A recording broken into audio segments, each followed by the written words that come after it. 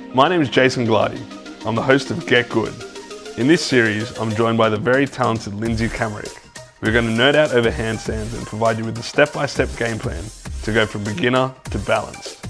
We cover the why you're doing it, what to do, and how much to do of it. Welcome to episode 6, where we break away from the wall and start to do handstands on our own.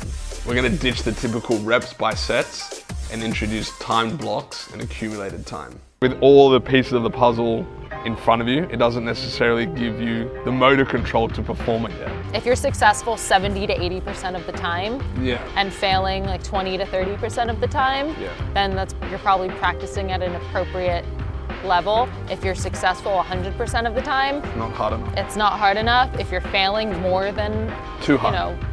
More than 30% of the time, then you need to dial it back a little bit.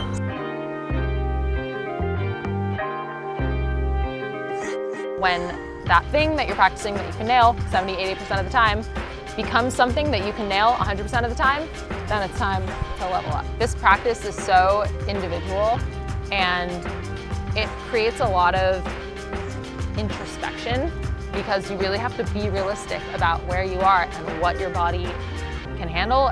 If you still don't feel comfortable using that cartwheel bailout, the back to the wall might be the safer option for you. Would be to come up into our back to the wall handstand. Walk your hands out ever so slightly. Find your stack. Make sure you're not arching into the wall like this or banana banking like this. You really want to bend your knees, press your feet into the wall to help you align your pelvis over your shoulders. And then from there, you can start to extend one leg and you start to extend the other leg. And the easy part is the floor is right there when you need to come down. There are two main ways to train using timed blocks. The first way is to set yourself a goal. For example, 2 minutes of accumulated time spent on your hands can be broken up as many different times as you like. The other way is you set yourself a longer period of time, say 5 or 6 minutes, and in that time, you have that many minutes to accumulate as much time as possible on your hands. Again, you can come down as many times as you want. So for this, I'm going to set myself a goal to accumulate 2 minutes on my hands in as many rounds as I need. So I'm gonna set my timer, and then as soon as I come down, I'm gonna stop my timer. I can rest, stretch my wrists out, whatever I need, set my timer and go back up until I've hit 2 minutes. So the way you would use this style of blocking is that you would set a time goal. So for example, 2 minutes. That time I got it in 3 rounds. Next time I practice, for example, I might try to get that down to 2 rounds. Or eventually, one day in the future, 1 round.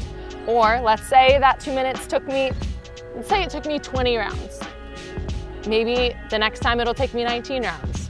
And that's a win, that's an improvement. Although it's a static position, right? So it feels like, once you get it, you just hold it. But we could see your actual stabilizers around your scaps firing, right? Yeah.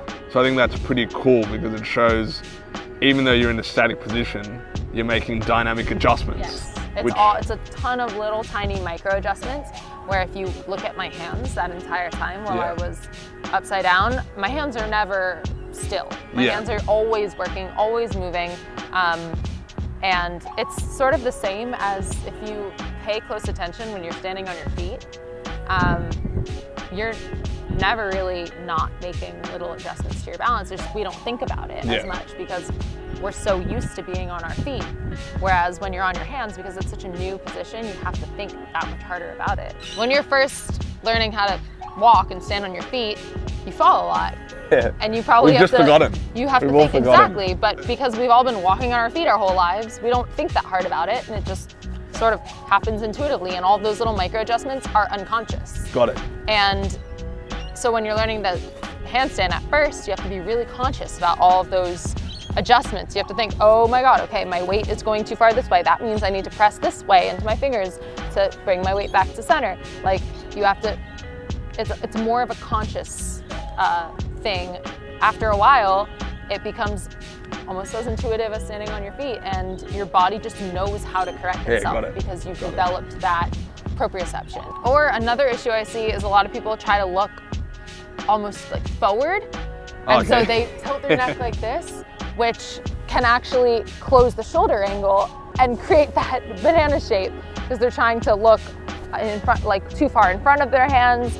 But I find if I look right in between my hands, my head is just so slightly tilted that it doesn't throw off my line, and it helps with balance of just like seeing where my center of gravity is supposed to be stacked over. That's the point that you want to look at. I really like taking video. I think videoing yourself is a super valuable tool. With a practice like hand balancing, it's a super effective tool for self-correction, because a lot of people who are learning handstands, like not everybody has the means or the opportunity to go and work with a coach directly. Yeah, totally.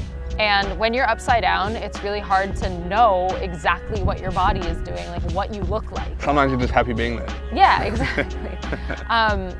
And then when you record yourself and you go back and you look at it afterward, you can see exactly what your body is doing, and then you can start to form an association between a particular feeling that you feel, and you can start to develop like a mental image of what you, a more accurate image of what you look like when things feel a certain way.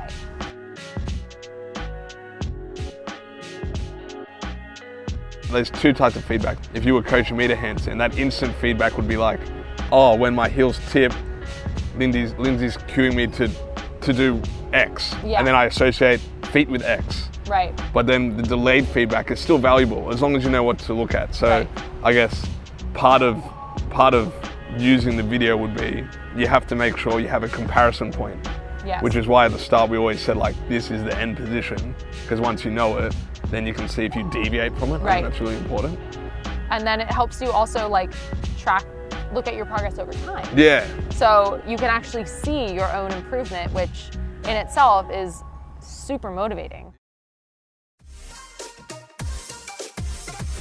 We're gonna go through different handstand positions. When you're in a different shape, you can correct from the hips, you can use the legs. There's more room for error.